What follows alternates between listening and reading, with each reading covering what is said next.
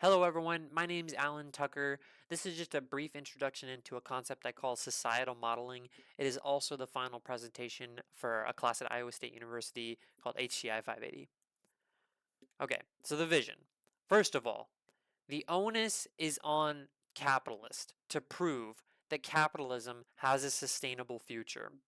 There's overwhelming evidence from all directions to suggest that capitalism is no longer a sustainable economic model for our current day problems. So it's no longer a social scientist's job to prove that capitalism is not sustainable. It's now on to the very wealthy capital owners to prove that capitalism is a sustainable model. So until they prove this, we need to start thinking about how to create new models. How do we envision new societies? Now, there's been plenty of books written on this, but I haven't exactly seen many books as of late, no matter how good, actually translate into material changes. So this is why I came up with this concept called societal modeling. It has to do with taking simulations to define new ways of doing economics, politics, and new simulations of the environment and packing them together to create a not just a representation of society, but a full on simulation of a digital society. It's not necessarily an agent based model, which is widely used in economics, and it has to do with programming a bunch of different AIs. It can also include people.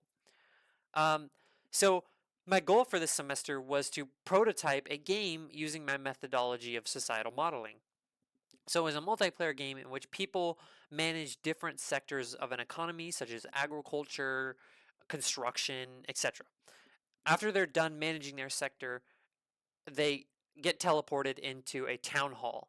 And in that town hall, they get to debate on what's happening in the town and which policies to implement. And through this political discussion, they have to ensure the town stability, which means that there's people have jobs and people are in houses. And this is just an example to foray into this concept.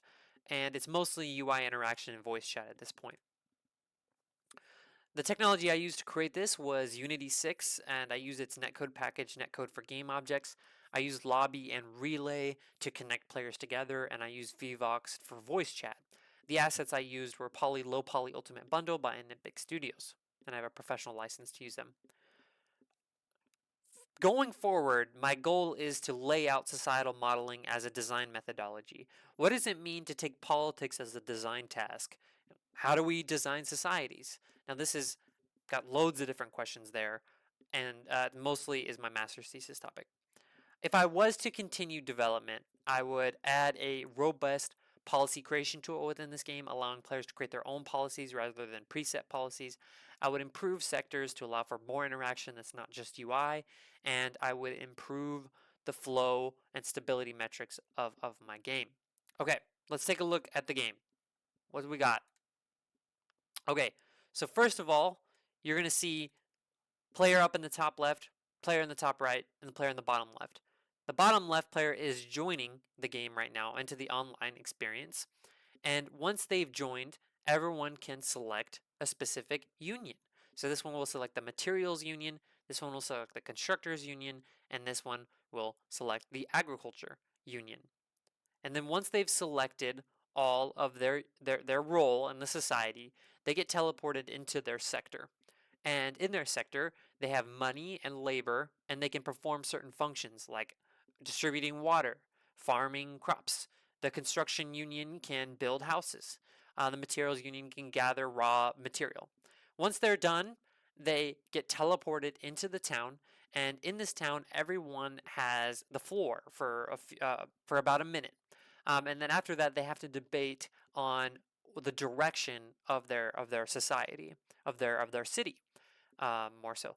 And then after that, they get to all vote on which um, policy they want to implement. And then those policies have effects on the society, and then they go back and the whole simulation starts again. I leveraged VR for the reason of a real time, you know, in seemingly in person debate in a town hall, and it leads to less distractions, and it allows people to actually look at each other and have a real debate. Thank you for watching.